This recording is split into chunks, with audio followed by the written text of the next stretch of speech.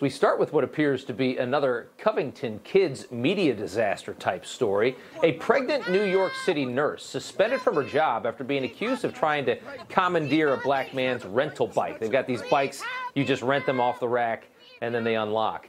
Actually, in reality, it turns out that this young woman paid for the bike herself. It really was her bike. This according to her lawyer, who says he has all the receipts to prove that she paid to reserve this bike beforehand. The bike was hers all along.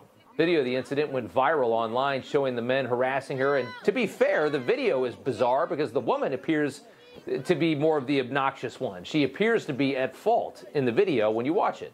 It's very weird. She does cry. It seems to be a fake cry of some kind. One of the men pushing the bike back onto the docking station, locking it back up, claiming it was his, while the woman is kind of bizarrely yelling. The whole thing is a very, very strange story. The media immediately ridiculed this woman, though, as a racist, as you would expect them to do. They jumped immediately to one side of a story. They didn't really know what happened, exactly like happened with the Covington kids story. In a now deleted tweet, America's biggest race-baiting attorney Ben Crump wrote, "This is unacceptable. A white woman was caught on camera attempting to steal a city bike from a young black man in New York. She grossly tried to weaponize her tears to paint this man as a threat."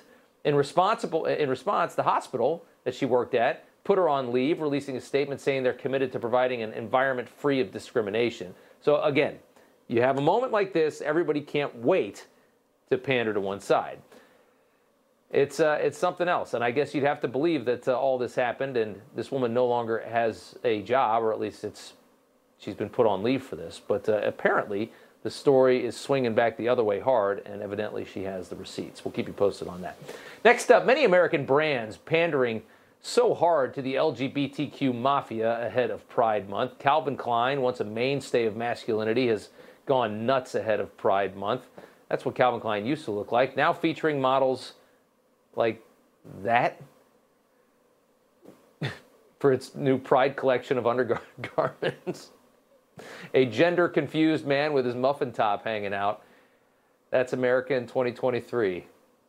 I don't think they're going to sell many of those. Also this week, we saw Adidas begin its June Pride pandering by putting an obvious man in a women's bathing suit. I don't know why. Don't ask me why. And also Target now with what are called tucking bathing suits for little boys who want to look like little girls in swimsuits. It's all part of the Pride collection, which includes shirts with logos "Trans people will always exist." I maintain we will look back on this moment in this country and we will just shake our heads at the idiocy that we let take control. It is astonishing. And finally, Rosie O'Donnell's hatred for Donald Trump cost her an absolute fortune. The New York Post reporting that O'Donnell lost out on a whopping $11 million after giving up her West Palm Beach waterfront home, which happened to be less than 6 miles from Trump's Mar-a-Lago estate. O'Donnell sold instead of held onto it after Trump's 2016 election win. She barely broke even on the sale. She was in such a hurry to get the heck out of town after Trump won. She didn't want to be anywhere near where he lived. She purchased this home, nice house, $4.9 million in 2015. She sold it 3 years later for only $5 million. So after the fees and the broker and everything, she lost money. That house is now estimated to be worth nearly $16 million. It's 7,600 square feet. It's got the pool. It's on the water, spa, outdoor kitchen, all the goodies and 5 bedrooms and 6 bathrooms. Rosie lost $11 million because she hated Donald Trump so much.